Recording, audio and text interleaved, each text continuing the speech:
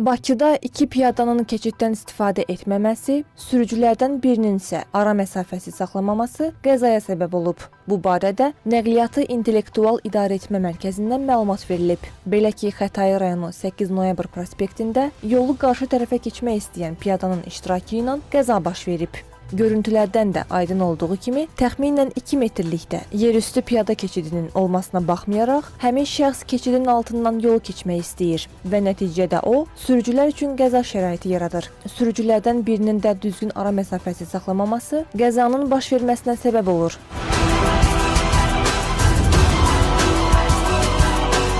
Digər bir yol nəqliyyat hadisəsi isə 28 may Nəqliyyat Mübadilə Mərkəzində qeydə alınıb. Piyada keçidinin 1 metrliyində avtobusun arxasından qəfil qaçaraq yolu keçmək istəyən qadın piyadanı avtobus vurub. Xoşbəxtlikdən qadın hadisədən xəsarətlərlə qurtula bilib.